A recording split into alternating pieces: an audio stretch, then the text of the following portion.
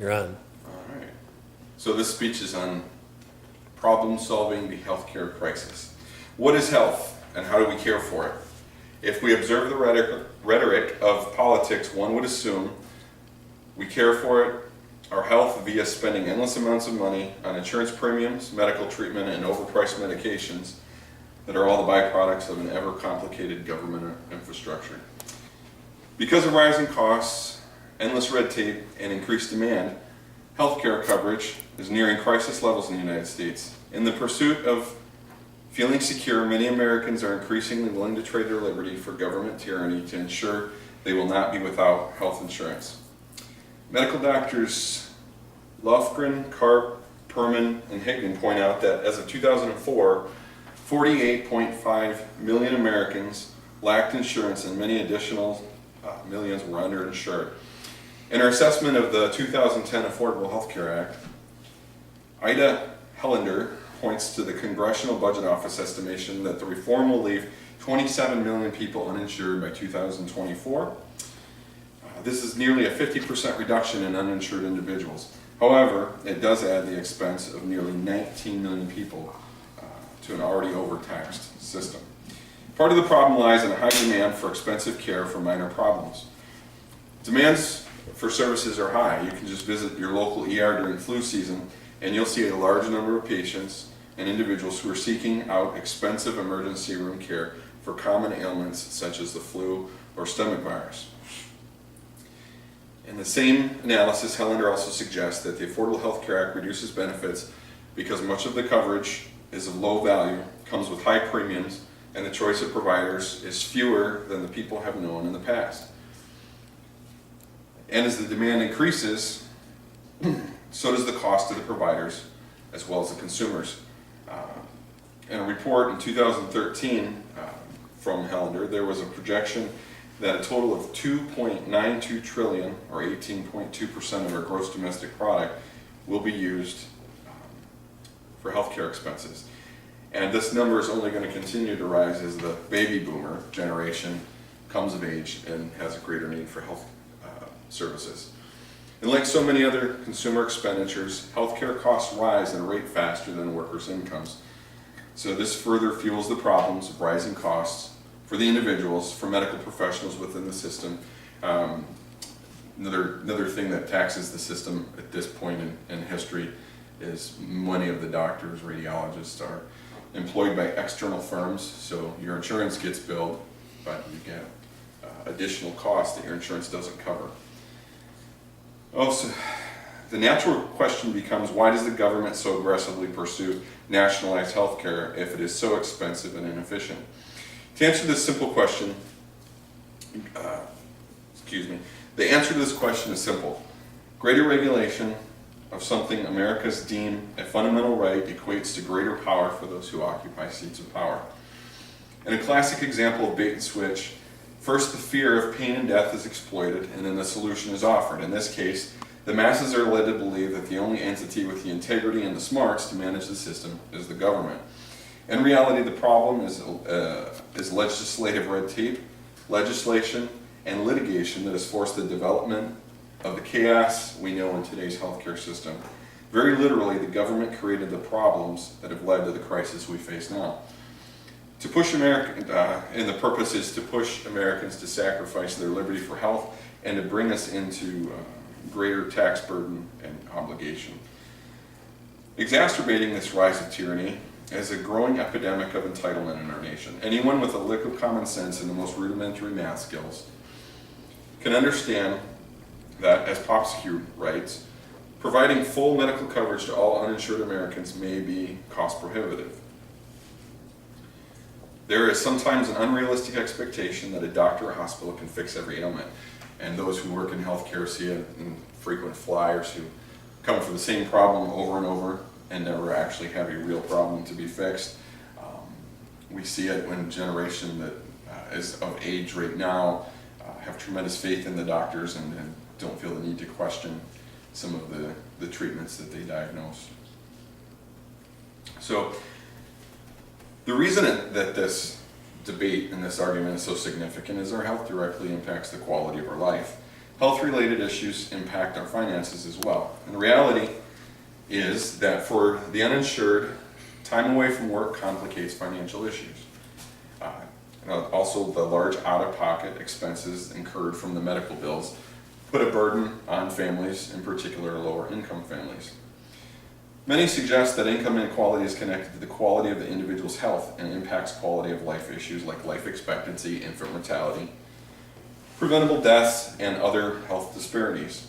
It is an undeniable point of fact the healthcare system must change.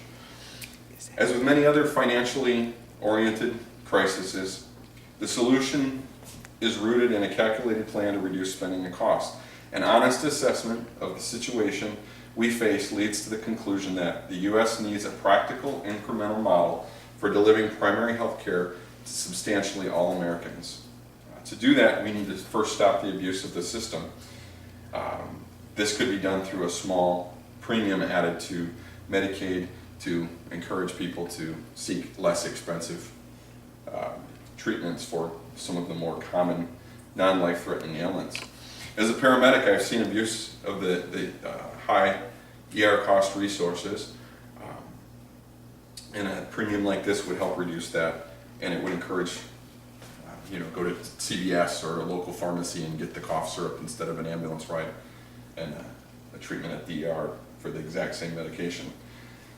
Inefficiency is another problem. We have repeated people visiting for the same thing because it wasn't properly assessed or diagnosed to begin with. And tremendous money is wasted at tremendous taxpayer expense. Under the current practices, and those offered by the Affordable Health Care Act, the solvency of the system will eventually fail. In 2010, it's predicted, the 2010 federal health care reform legislation relies on Medicaid for at least half of its coverage expansion, and that is a budget buster.